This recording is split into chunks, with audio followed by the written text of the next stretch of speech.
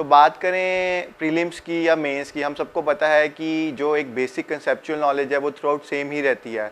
और मैं अभी एक लिस्ट शेयर करूंगा आप सबके साथ अपनी बुक्स की, जो जो मैंने अलग अलग सब्जेक्ट्स के लिए चूज़ की थी।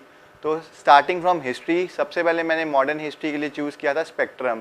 स्पेक्ट्रम इसलिए क्योंकि वो बहुत ही एक कंपाइल्ड बुक है और वहाँ पे डाटा जो है बिल्कुल पॉइंट टू पॉइंट आप सबको मिल जाता है। हाँ, कैंडिडेट्स जाते हैं बिपिन की बुक के लिए, बट वो बहुत ही लेंथी बुक है और सारा इन्फॉर्मेशन रिटर्न करना पॉसिबल नहीं हो पाता है। और अगर हम बात करें एंशिएंट और मिडिवल हिस्ट्री की, उसमें पॉलिटिकल हिस्ट्री आजकल यूपीएससी इतना ज़्यादा नहीं पूछ रहा है, तो वो एस्पेक्ट आप इग्नोर कर सकते हो और ज़्यादा फोकस कर सकते हो आर्ट एंड कल्चर पे। मैंने एक लिस्ट बनाई है कुछ टॉपिक्स की जो आपको यूज़फुल हो सकता है, जिस पे आप ज़्यादा फोकस कर सकते हो आर्ट एंड कल्चर के पर्सपेक्टिव से। और उसमें आता है सबसे पहले Indus valley civilisation, Buddhism, Jainism, और उसके बाद Gupta empire, Mauryan empire, Mughal empire और विजयनगर एम्पायर, और साथ में भक्ति सूफी मूवमेंट। तो ये सब टॉपिक्स हैं जो आर्ट एंड कल्चर के पॉइंट ऑफ व्यू से बहुत ज़्यादा इंपॉर्टेंट है। और अगर आप इन सब टॉपिक्स को कवर अप कर लेते हो तो आपका आर्ट एंड कल्चर वाला जो एस्पेक्ट है वो काफ़ी हद तक कवर हो जाता है। अगर हम बात करें ज्योग्राफी की, तो ज्योग्राफी भी मैंने यूज़ की थी एनसीईआरटी बुक्स +1 और +2 की। ये दोनों बुक्स काफ़ी ज़्यादा इन्फॉर्मेशनल हैं और ये आपके majority of the questions prelims as well as mains दोनों को कवर कर लेते हैं। अगर कोई ऐसा टॉपिक रह जाता है सिलेबस में जो अनकवर्ड है, उसके लिए आप जीसी लियोन्स रेफ़र कर सकते हो, बट वो बहुत ज़्यादा टेक्निकल बुक है। सो मैं ये आप सबको सजेशन दूंगा कि आप वो बुक बस लेफ्ट आउट टॉपिक्स के लिए यूज़ करें, ना कि थ्रू आउट ज्योग्राफी के लिए। इकोनॉमिक्स का मेरा खुद का बैकग्राउंड रह चुका है, इसलिए मेरे को बेसिक नॉलेज इकोनॉमिक्स के बारे में थी, बट मैंने अपनी इकोनॉमिक्स की भी प्रिपरेशन के लिए यूज़ किया था श्रीराम IAS नोट्स। तो वो काफ़ी कंपाइल्ड नोट्स हैं और वो काफ़ी ज़्यादा अपडेटेड रहते हैं करंट इकोनॉमिक सिनारियो के हिसाब से, तो आप उस बुक को रेफ़र कर सकते हो। पॉलिटिकल साइंस के लिए लक्ष्मीकांत, वो जो सबसे ज़्यादा पॉपुलर बुक है और हम सब जानते हैं कि वो mains as well as prelims के लिए काफ़ी ज़्यादा यूज़फुल है।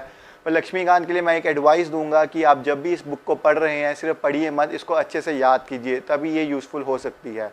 इन्वायरमेंट के लिए मैंने शंकर IAS नोट्स जो थे वो लर्न किए थे बेसिक स्टैटिक नॉलेज के लिए, और जितने भी करंट अफेयर रिलेटेड चीज़ें थी उसके लिए मैंने इंटरनेट और न्यूज़पेपर अलग अलग सोर्सेज का यूज़ किया था।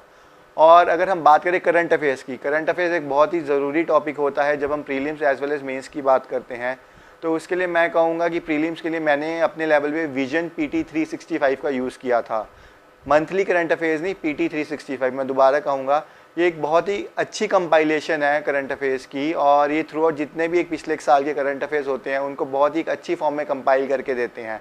तो आप इन करंट अफेयर्स को बहुत अच्छे से ट्रस्ट कर सकते हो इस मटेरियल को, और ये मत सोचना कि करंट अफेयर्स ज़्यादा हैं कम है कुछ भी हो, ये एंड में रिलीज़ होते हैं। तो मैं ये आप सबको एडवाइस करूँगा कि आप अपना स्टैटिक पोर्शन 1-1.5 महीने पहले एग्ज़ाम से पहले रेडी रखें, और जब भी PT 365 रिलीज़ होता है, आप मार्केट से भी इसको परचेज़ कर सकते हैं, अवेलेबल हो जाते हैं, तो आप इस सोर्स को यूज़ कीजिए और इसको वर्ड बाय वर्ड काफ़ी अच्छे से लर्न कीजिए और आपका करंट अफेयर वाला एस्पेक्ट टोटली कवर हो जाएगा। मेंस के बचे हुए टॉपिक्स जैसे international relations, security, disaster management, social issues, ये सारे टॉपिक्स भी मैंने अपने पर्सनल जो मेरी स्ट्रैटेजी उसमें ये थी कि जो विजन मेंस 365 होते हैं वहीं से इन्फॉर्मेशन मैक्सिमम ली थी, क्योंकि अगेन बेनिफिट यही है कि आपको कंपाइलेशन मिल जाती है और आपको अलग अलग सोर्सेज के पीछे भागना नहीं पड़ता, जिससे आपका टाइम मैनेजमेंट बहुत बेटर हो जाता है। सो ये बात थी मेरी प्रीलिम्स की बेसिकली। अगर मैं जनरली बात करूँ टेस्ट सीरीज़ के बारे में, तो मैं कहूँगा कि प्रीलिम्स और मेंस दोनों की टेस्ट सीरीज़ बहुत इंपॉर्टेंट है।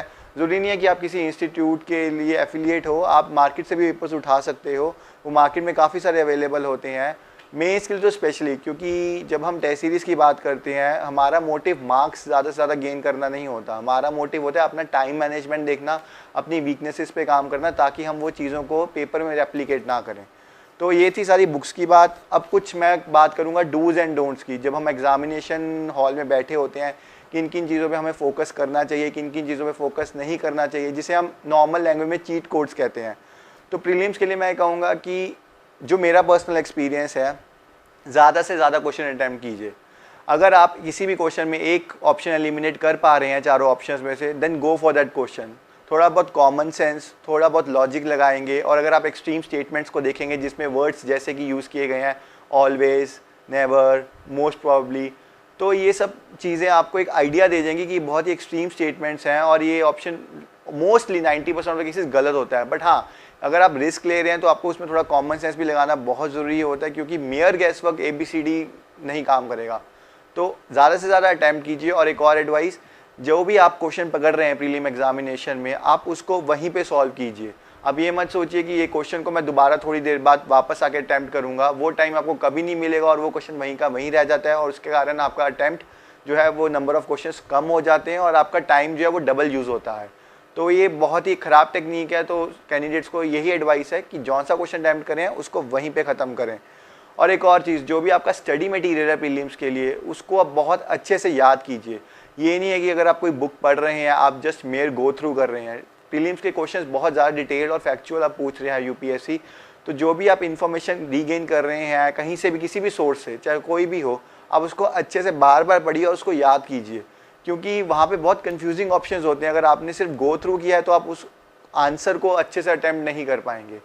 बात रही मेंस की, तो फर्स्ट एडवाइस ये है कि प्रेजेंटेशन एक बहुत बड़ा फैक्टर है।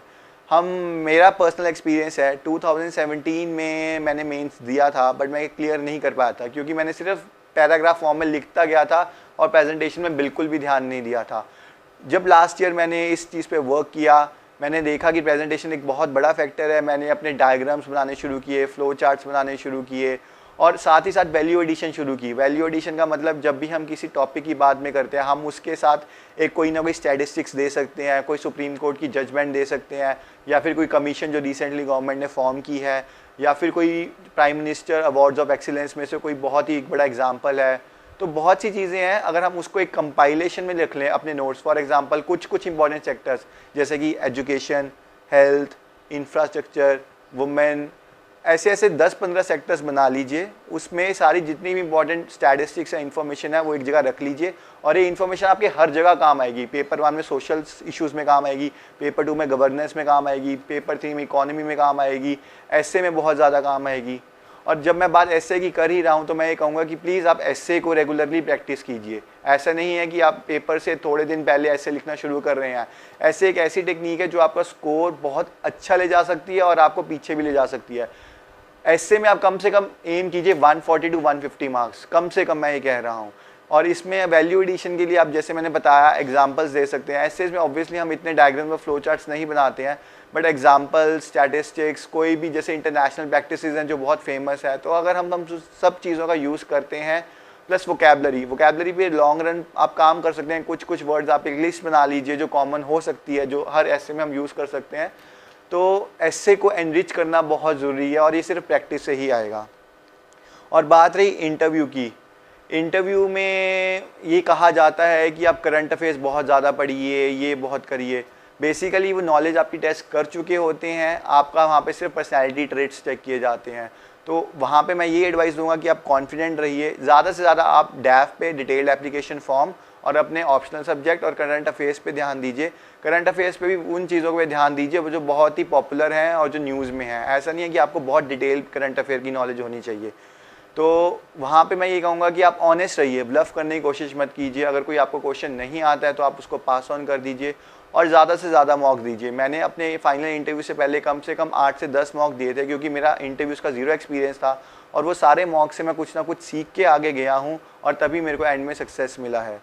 प्लस एक चीज़ जो मैं बहुत ज़रूरी कहूँगा कि जब बात आती है ऑप्शनल सब्जेक्ट की, प्लीज़ अपना ऑप्शनल सब्जेक्ट बहुत ध्यान से चूज़ कीजिए। मेरा ऑप्शनल सब्जेक्ट था मैनेजमेंट।